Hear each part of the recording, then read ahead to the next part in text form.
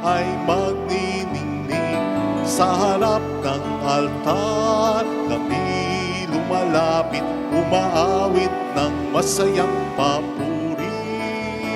Sa harap ng altar, kami lumalapit, umaawit ng masayang papuri. Sa ngalan ng Ama at ng Anak at ng Espiritu Santo, Amen. sumainyo ang Panginoon. At sumaiyo rin. Papurihan natin ang Panginoon sa pamamagitan ng misang ito, lalo na sa pamamagitan ng ating mabuting buhay bilang mga Kristiyano. At upang tayo maging marapat sa misang ito, halina't magsisimula tayo para sa ating mga kasalanan. Tayo pong lahat, inaamin ko sa makapangyarihang Diyos at sa inyo mga kapatid, na lubha akong nagkasala sa isip, sa salita at sa gawa, at sa aking pagkukulang. Kaya sinasamo ko sa mahal na Birheng Maria, sa lahat ng mga anghel at mga banal, at sa inyo mga kapatid, na ako'y panalangin sa Panginoong ating Diyos. Kaawaan tayo na mapagmahal na Diyos, patawarin sa ating mga sala, at patnubayan hanggang sa buhay na walang hanggan. Amen. Panginoon, kaawaan mo kami. Panginoon, kaawaan mo kami. Kristo, kaawaan mo kami. Kristo, kaawaan mo kami. Panginoon, kaawaan mo kami. Panginoon, kaawaan mo kami. Yumuko tayo, maaaring ibulong sa Panginoon ang ating mga intensyon. Igdasal natin ang ating bayan. Igdasal natin ang mga tumutulong sa ating simbahan. Pagdasal natin ang mga may pinagdaraan at mga may sakit. Manalangin tayo. Ama naming makapangyarihan, ipakita mo ang iyong paglingap sa iyong pag-antig sa aming kalooban upang maihanda ang daraanan ng iyong bugtong na anak sa kanyang pagdating maging dalisay nawa ang aming buong pagkatao upang maging marapat kami sa paglingkod sa iyo. Sa pamamagitan niya kasama ng Espiritu Santo magpa sa walang hanggan. Amen.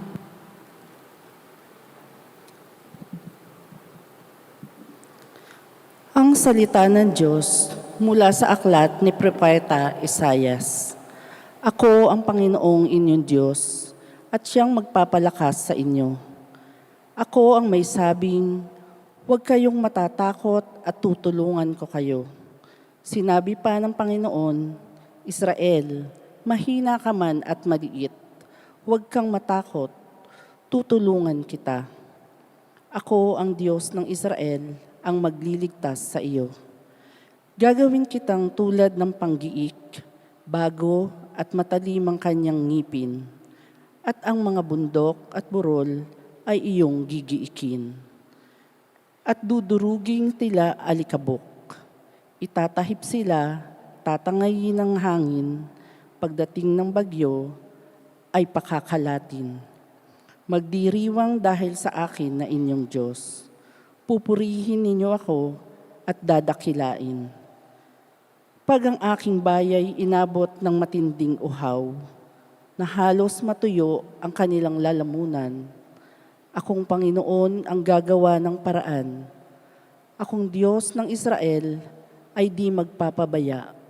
Sa tigang na burol ay magkakailog. Sa gitna ng lambak, masaganang tubig ay bubukal. Aking gagawin na ang disyerto ay maging tubigan sa tuyong lupain.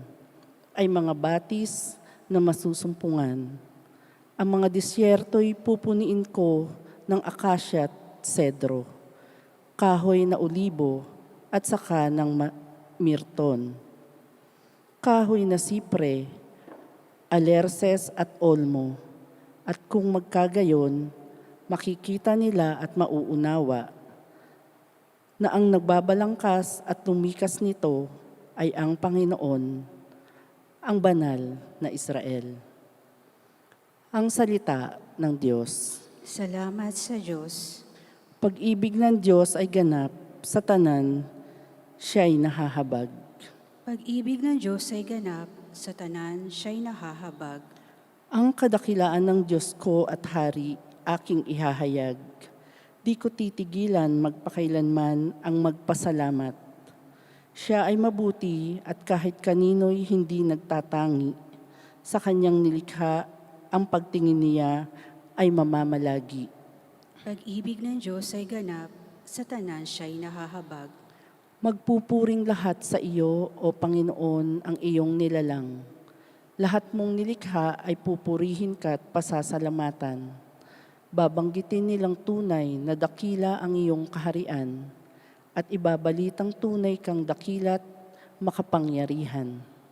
Pag-ibig ng Diyos ay ganap, sa tanan siya'y nahahabag. Dakila mong gaway upang matalastas ng lahat ng tao. Mahahatid nila ang kadakilaan ng paghahari mo. Ang paghahari mo'y sadyang walang hanggan, hindi magbabago. Pag-ibig ng Diyos ay ganap, sa tanan siya'y nahahabag.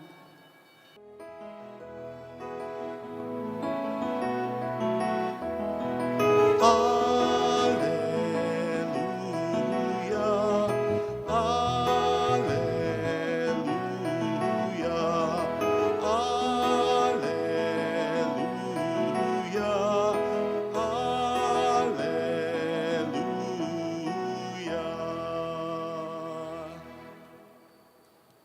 Sumainyo ang Panginoon.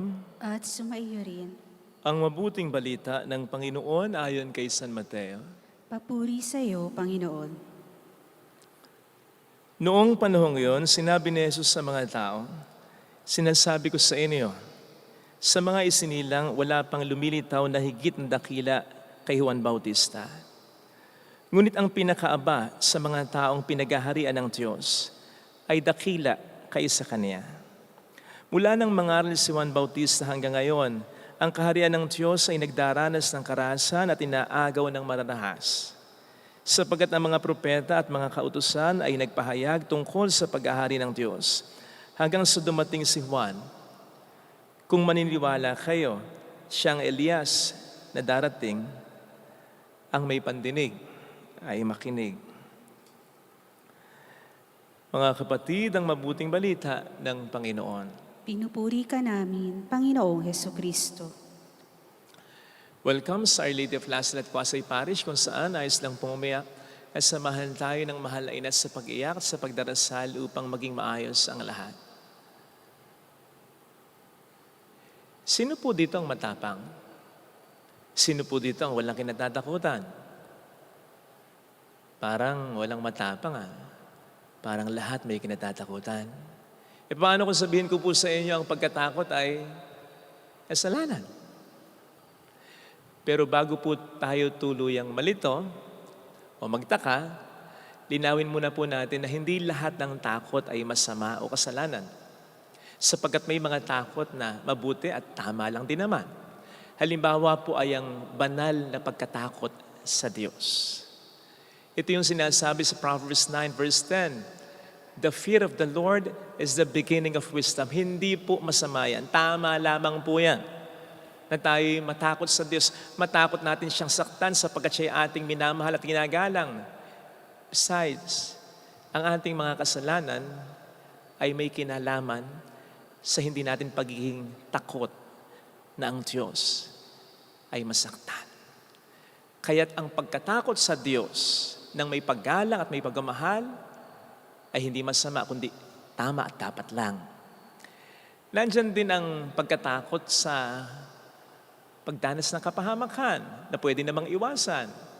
Halimbawa po ay yung takot na mahulog tayo sa bangin, kaya hindi tayo lalapit sa bangin.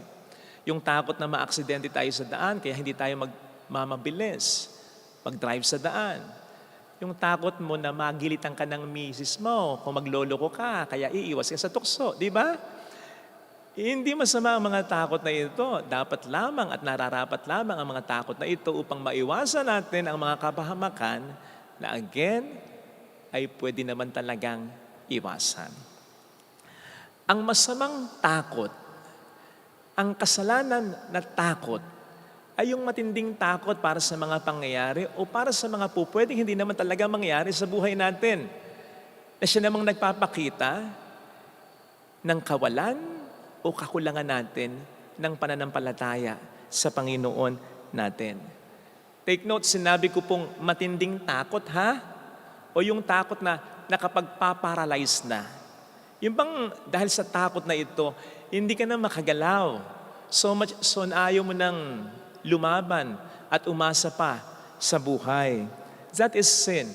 That kind of fear which is debilitating, sapagkat mas binibigyan natin ng kapangyarihan ang mga tao, mga bagay, mga pangyayari at mga sitwasyon sa buhay natin kesa ang kapangyarihan ng pagmamahal ng Diyos sa buhay natin. Baka hindi pa po ninyo alam na yung sinabi ng Diyos dito sa ating unang pagbasa, na wag daw tayong matakot, tayo kanyang tutulungan, tayo kanyang dadamayan, ay paulit-ulit na sinasabi sa banal na kasulatan. At karanasan na magsasabi sa atin na kapag ang isang bagay ay patuloy at paulit-ulit na sinasabi, ibig sabihin dapat nating sundin, dapat nating paniwalaan yan. Besides, paulit-ulit na sinasabi at hindi basta pagkasabi, inuutusan tayo ng Diyos. God is commanding us not to fear. Kaya kasalanan sa Diyos na tayo hindi sumunod sa kanyang utos. Maliwanag ang sinasabi ng ating Panginoon sa John 14:15. If you love me, you will obey my commandments. Kaya ang hindi pagsunod sa utos ng Diyos na huwag tayong matakot ay pagpapakita ng hindi natin pagmamahal sa Diyos. Masama na po yan. Mas lalo pang sasama yan kung pati ang pagmamahal ng Diyos ay hindi natin pagkakatiwalaan. Kasi kaya nga niya sinasabing, we should not fear dahil mahal niya tayo, puprotektahan niya tayo. Yun pong hindi na natin mahal ng Diyos, masama na yun eh. Sapagkat yun ang isa sa, o pinakauna sa kanyang mga utos. Pero yung hindi tayo maniwala sa pagmamahal ng Diyos, mas matindi po yun. Mas matinding kasalanan, hindi lamang sa Diyos, kundi pati na sa sarili natin yung kasalanan iyon. Sapagkat iyon ang siyang magdudulot ng mas maraming mga problema sa buhay natin. O di ba't yan ang pinakaugat ng kasalanan ng ating unang mga magulang, si Eva at si Adan? Hindi sila nagtiwala sa Diyos. Kaya hindi sila sumunod sa utos ng Diyos. At yun na ang naging simula ng mga matitinding pangyayari. Epekto ng kasalanan na hanggang ngayon ay ating naranasan at hanggang ngayon ay ating kinatatakutan. Sakit, kamatayan, problema, kawalang katarungan, kawalang pagmamahal. Lahat ng yan. Epekto ng kasalanan ng ating unang mga magulang at ang ugat ay ang hindi pagsunod sa Diyos. Hindi pagkatakot sa Diyos. Kaya magkakandaloko-loko ang buhay natin kung hindi tayo susunod sa utos ng Diyos na huwag tayong patakot. Huwag tayong matakot. Sapagkat sa gayon, mas bibigyan natin ng kapangyarihan ang mga bagay, tao, pangyayari sa buhay natin.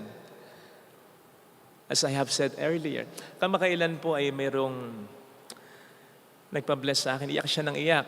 Isang babae, operahan po siya, medyo seryoso yung operasyon. Major operation kasi seryoso din yung kanyang pinagdadaanan. Iyak siya ng iyak kasi natatakot siya. Natatakot siya, hindi lang para sa sarili niya, sapagkat siya'y ina ng mga anak nila. So natatakot siya na may masamang mangyari sa kanya dahil kawawa daw yung mga anak niya. Sabi ko sa kanya ganito, kita mo yung nanay mo doon, iyak ng iyak. Kasi kasama niya yung kanyang nanay eh. Iyak siya ng iyak. Ba't siya iyak ng iyak? Kasi mahal na mahal ka niya. Kung po pwede nga lang pumalit siya sa pwesto mo, sa kalagayan mo, gagawin niya, ganun ka kamahal ng nanay mo. Kaya siya iyak ng iyak para sa iyo. Ito sasabihin ko sa iyo, kapatid. Kung gaano ka kamahal ng nanay mo, sukat yung buhay niya, kaya niyang ibigay sa iyo, mas matindi ang pagmamahal ng Diyos sa iyo kaysa pagmamahal ng nanay mo sa iyo. Kung papaanong mas matindi ang pagmamahal ng Diyos sa mga anak mo kaysa sa pagmamahal mo. Yun ang panghawakan mo para umimpis, dumiit ang takot mo. Sapagkat kung hindi, lalaki ang takot mo, iimpis ang pananampalataya mo, at yun ang pwedeng pumatay sa iyo. Mga kapatid, again, using this story, ang Diyos ay hindi magpapabaya. Kahit nga pasaway ang anak ninyo sa mga magulang narito, sa oras na matindi ang pangangailangan ng anak ninyo, kahit pasaway yan, tatamahin nyo yan. Tatamahin nyo yan kasi mahal nyo yan eh. Anak nyo yan eh. Ang Diyos pa kaya ang hindi gumawa para sa atin yan? Kahit pasaway tayo, at kahit natatakot tayo, sinasamahan tayo ng Diyos. Yes! Kahit gumagawa tayo ng mga kasalanan at kahit yung pagkatakot natin na kapag paparalyze na sa atin ay matindi pa rin kasalanan sa Diyos, God does not give up on us. God does not leave us na para bang sinabi ko ng ilang ulit sa inyo huwag kayong matatakot eh. Takot ka pa rin? Sige, wala nakita. Bahala ka na sa buhay mo. Total naman, pasaway ka rin talaga eh. Hindi ganun ang Diyos. O isipin po ninyo, si Kristo ay napagitnaan ng dalawang magnanakaw. Hindi aksidente yun. Talagang pumagitna siya doon. Talagang nasa plano ng Diyos na mamatay si Kristo at pako sa krus sa pagitan ng dalawang magnanakaw. Sapagkat kahit yung dalawang magnanakaw na yun ay napakapasaway, sa kahuli-hulihang yugto ng kanilang buhay, ay gusto pa rin silang akayin ng Diyos papunta sa Kanya. Nandun yung pagkatakot ng dalawang magnanakaw sa kamatayan. Nandun din yung hindi nila pagiging karapat-dapat, pero doon, literal, nakasama nilang Diyos. Buti na lamang at yung isa ay naniwala, samantalang yung isa nga po ay hindi naniwala. So kahit pasaway tayo, nandoon ang Diyos. Kahit takot na takot tayo, mas lalong nandoon ang Diyos. Kasi anak niya tayo at mahal niya tayo eh. And that makes fear sinful. Kasi nga, ang mas pinagkakatiwalaan natin ay ang takot natin. Eh saan ba galing ang takot? Sige nga, yung masamang takot, yung matinding takot, sige nga. Maliwanag yung sinasabi ng banal na kasulatan, ang takot ay hindi binibigay ng Diyos. Yung matinding takot, yung walang katwirang takot, ito'y bigay ng Diablo. Binibigay ng Diablo upang ang Diyos ay ating pagdudahan. And again, back to Eve and Adam, kapag ang Diyos ang ating pinagdudahan, mas maraming mangyayari na bagay na mas lalo nating katatakutan. Hindi na matatapos yung kinatatakutan natin, madadagdagan pa ng mga mas lalong matinding bagay na mas lalo nating katatakutan. Hindi mawawala ang takot, mas lalo tayo malulugmok. So it's about time. It's about time, kapatid, na ang Diyos ay mas lalo nating pagtiwalaan. Ito sana ang hiling nating biyaya sa ating banal na pagdiriwang. Lagay natin ang ating kanang kamay sa tapat ng ating puso.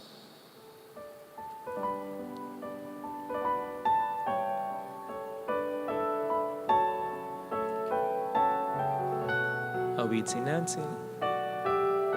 Alam kong may magagawa ang Diyos.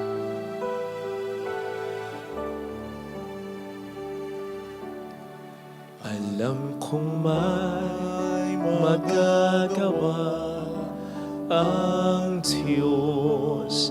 Alam kong may magagawa ang Diyos. Alam kong may magagawa Walang imposible sa Kanya. ang Diyos. Kung ako'y magtatapat, Kung ako'y magtatapat sa Kanya'y maglilingkod, sa Kanya'y maglilingkod, alam kong may magagawa ang Diyos. Walang imposible sa Kanya. Wala siyang hindi makakaya. ang Diyos. Alam kong diringgin ng Diyos ang samo ko sapagkat ang Diyos ay mapagmahal. Mahal niya ako sa kabila ng pagiging pasaway ko, sa kabila ng matinding takot ko. Alam kong diringgin ng Diyos ang samo ko at walang imposible sa kapangyarihan at sa pagmamahal ng Diyos. Kung ako'y magtatapat, kung ako'y magtatapat sa Kanya'y maglilingkod, sa Kanya'y alam kong diringgin ng Diyos ang samo ko. Diyos ang Pumikit tayo, Panginoon, patawad, pasensya. Madalas, pinanghihinaan ako ng loob, pero nothing is wrong with you. Ang mali ay nasa akin. Sapagkat mas pinaniniwalaan ko ang mga bagay, ang mga threat na mga bagay, tao, pangyayari sa buhay ko, higit sa pagmamahal mo para sa akin. Tulungan mo po ako, Panginoon, na mapaglabanan ito. Alam kong hindi naman mawawala ang takot at ang lungkot, pero yung i-over-emphasize ko, yung ito ang mas maghari sa puso ko, yung unang kasalanan, yun ang hindi tama. Tulungan mo ako, Panginoon, na mapaglabanan ito. I trust in you. Tulungan mo akong mas magtiwala pa sa iyo. Hallelujah! Purihin ng Diyos. Hallelujah! Pasalamatan siya. Siya ay muling babalik sa atin. Hindi niya tayo iiwan, hindi niya tayo pababayaan. Paniwalaan natin yan. Hallelujah! Purihin ng Diyos. Hallelujah!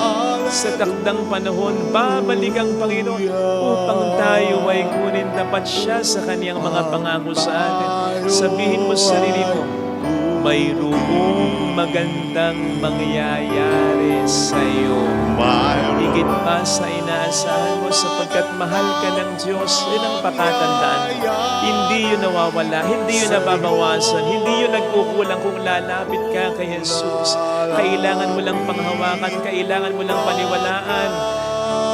Yun ang mag-aalis o babawas ng malaki sa takot at lungkot na yung nararamdaman. Kung lalapit kay Jesus, huwag mong paniwalaan ng Diablo sapagkat sinungaling siya. Ang paniwalaan mo yung Diyos dahil totoo ang mga sinasabi niya. Papuri sa Ama at sa Anak sa Espiritu Santo. Kapara ng sa unang-una, ngayon, magpakailanman at magpasa walang hanggan. Amen. Pag-aalay.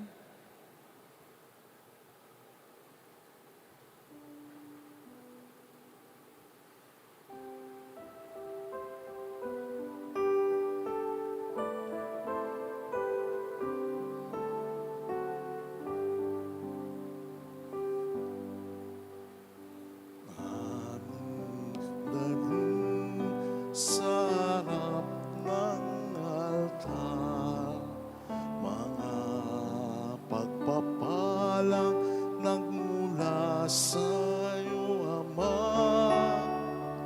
Pagpapasalamat sa iyo. Dito ulit. Sige po.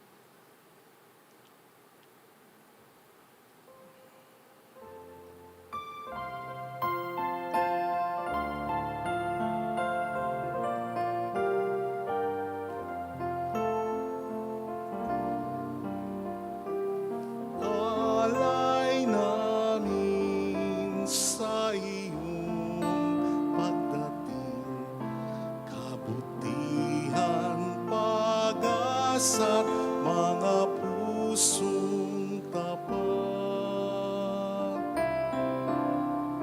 Sa mo namin ay iyong dinggin, galak at kapayapaan, nawa'y kamtin. Manalangin tayo, pangating handog ay maging kalugod-lugod sa Diyos Amang makapangyarihan. Tanggapin nawa ng Panginoon itong paghahain sa iyong mga kamay, sa kapurihan niya at karangalan, sa ating kapakinabangan at sa buong sambayanan niyang banal. Ama naming lumikha, maihain nawang lubos ang matapat naming paglilingkod sa pagganap sa itinatag ng iyong anak at sa pakikinabang sa iyong pagtubos sa aming lahat. Sa pamamagitan ni Jesucristo, kasama ng Espiritu Santo, magpasa walang hanggan. Amen. Sumainyo po ang Panginoon. At sumayo'y Itaas sa Diyos ang inyong puso at diwa. itinaas na namin sa Panginoon. Pasalamatan ng Panginoong ating Diyos. Marapat na siya'y pasalamatan. Ama naming makapangyarihan, tunay nga pong marapat na ikaw ay pasalamatan sa pamamagitan ni Jesucristo na aming Panginoon. Siya'y sinugo mo upang matupad ang iyong magandang balak para sa lahat. Hindi niya ikinayang mamuhay ng mahirap upang mapakisamahan niya kaming matapat. Siya'y naging hindi inaiba sa amin upang maitampok niya kami sa iyong piling. Sa kanyang lantarang muling pagdating ang pakikisama niya'y puspusang magniningning. At ang pangako niyang kapanapanabik ay inaasahan naming lubos na makakamit. Kaya kaisa ng mga anghel na nagsisiawit ng papuri sa iyo ng walang humpay sa kalangitan, kami nagbubunyi sa iyong kadakilaan. Santo, Santo, Santo, Panginoong Diyos ng mga hukbo, napupuno ang langit at lupa ng kadakilaan mo. Hosana sa kaitaasan. Pinagpala ang naparirito sa ngalan ng Panginoon. Hosana sa kaitaasan. Ama naming banal, ikaw po ang bukhal ng tanang kapanalan. Kaya't sa pamamagitan ng iyong Espiritu, gawin mong banal ang mga kaloob na ito upang para sa amin ay maging katawan at dugo ng aming Panginoong Hesukristo. Bago niya pinagtiis ang kusang loob na maging handog, hinawakan niya ang tinapay, pinasalamatan kaniya, pinaghati-hati niya iyon, iniabot sa kaniyang mga alagad at sinabi, "Tanggapin ninyong lahat ito at kanin. Ito ang aking katawan na iahandog para sa inyo."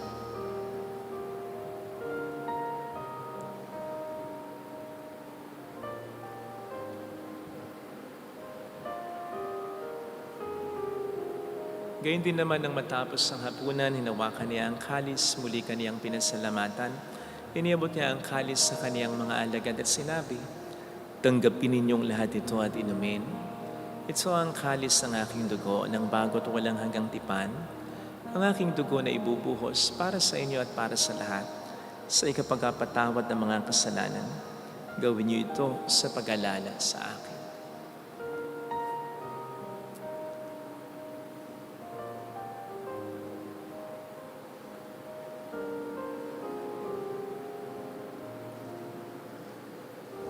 Ipagbunyi natin ang misteryo ng ating pananampalataya. Si Kristo'y namatay, si Kristo'y nabuhay, si Kristo'y babalik sa wakas ng panahon. Ama, ginagawa namin ngayon ang pag-alaala sa pagkamatay at muling pagkabuhay ng iyong anak. Kaya iniali namin sa iyong tinapay ng buhay at ang kalis ng kaligtasan. Kami nagpapasalamat dahil kami yung minarapat na tumayo sa harap mo para maglingkod sa iyo.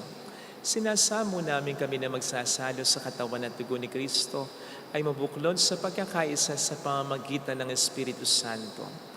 Amalingapin mo ang iyong simbahang laganap sa buong daigdig, puspusin mo kami sa pag-ibig, kaysa ni Leon na aming Papa, ni Janis na aming Obispo at ng Tanang Kaparian. Alalahanin mo ang mga kapatid naming nahimlay nang may pag-asang sila'y muling mabubuhay, lalo ng aming mga ipagdarasal. Saglit nating ipagdasal ang ating mga minamahal na yumauna.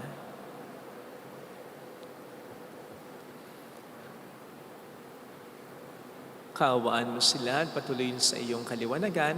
Kaawaan mo at pagingtapatin kaming lahat na makasalo sa iyong buhay na walang wakas. Kaysa ang mahal na Birhen ng Lasalet, ang ina ng Diyos, San ang kabiyak ng kanyang puso, lahat ng mga banal na namuhay dito sa daigdig ng kalugod-lugod sa iyo, may pagdiwang nawa namin ang pagupuri sa ikararangal mo sa pamamagitan ng iyong anak na aming Panginoong Hesukristo.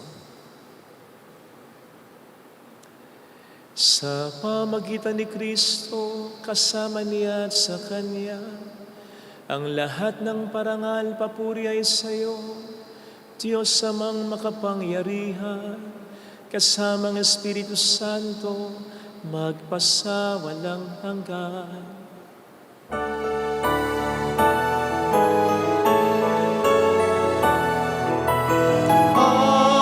Amen. Amen. Amen. Tumawag tayo sa ating Ama.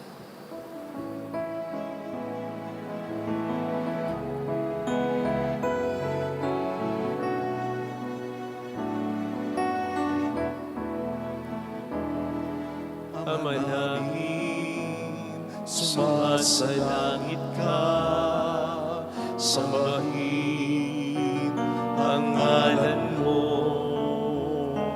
mapasamin ang kaharian mo, sundin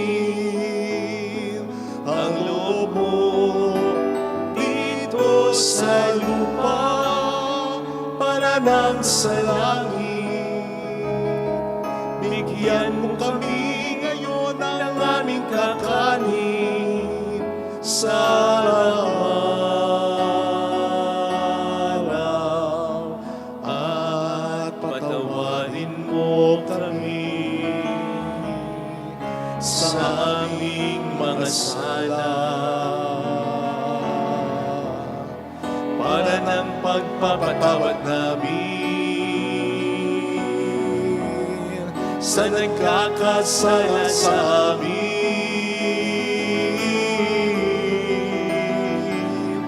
At huwag mo kami ipahintulos sa tukso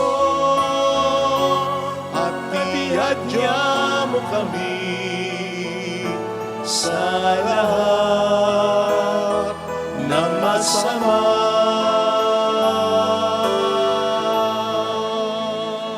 Hiniling namin kami adya sa lahat ng masama, pagkalooban ng kapayapaan na araw-araw, iligtas sa kasalanan, samantalang aming pinaghahandaan ang dakilang araw ng pagpapahayag ng tagapagligtas naming si Heso Kristo. Sapagkat iyo ang kaharian, ang kapangyarihan at ang kapurihan magpakailanman. Amen. Panginoong Heso Kristo, sinabi mo noon, sinasabi mo rin sa amin ngayon, kapayapaan ang iniiwan ko sa inyo, ang aking kapayapaan ang binibigay ko.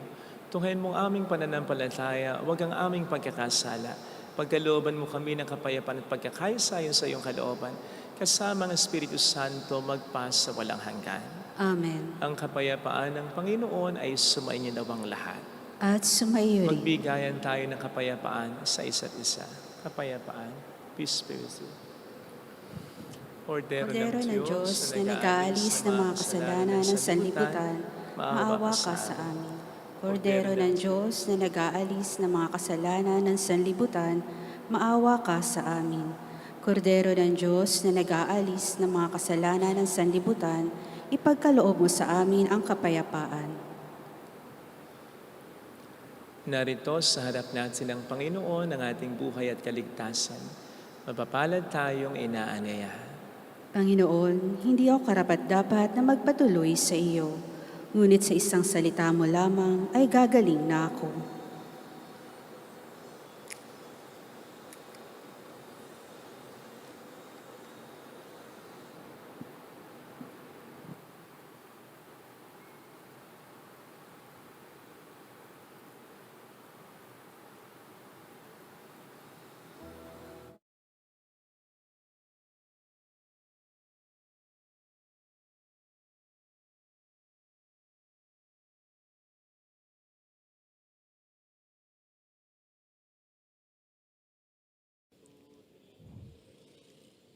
Panalangin para sa espiritual na pakikinabang.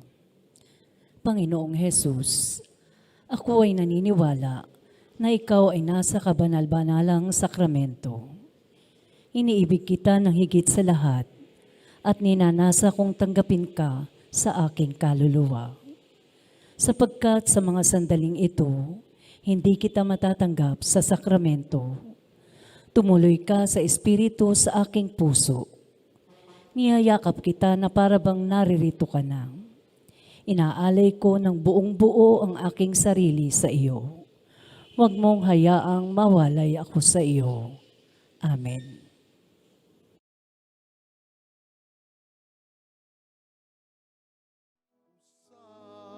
Napilay lulundag, aawit sa galak ang mga bibig. Huwag kang matakot, lakasan ang iyong loob. Darating na ang Panginoong Diyos at ililigtas ka sa mga kaaway. Huwag kang matakot, lakasan ang iyong loob. Darating na ang Panginoong Diyos at ililigtas ligtas ka sa mga kaaway.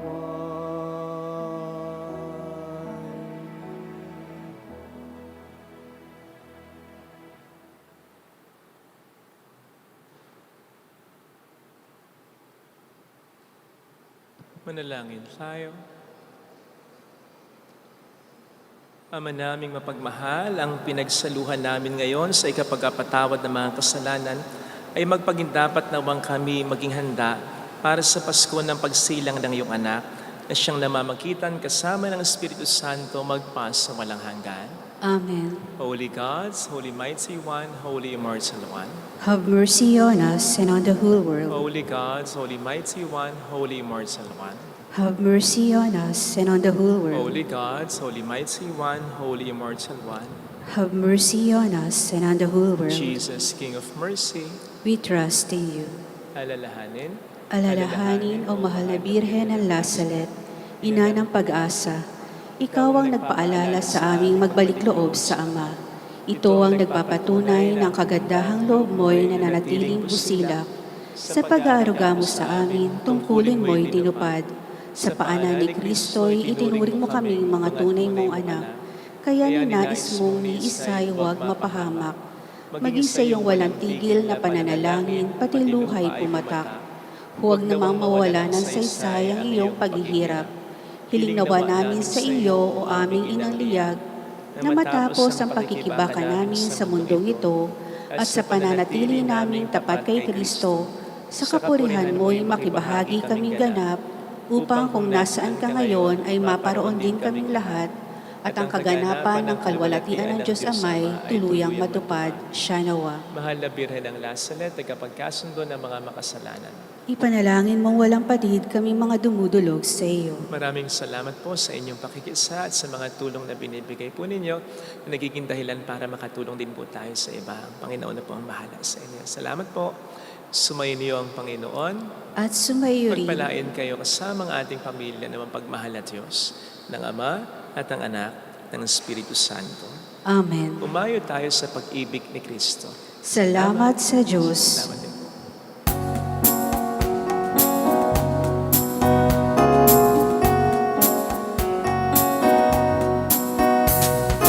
On this day, O Mother of our Lord, we sing you praise for lighting up our way.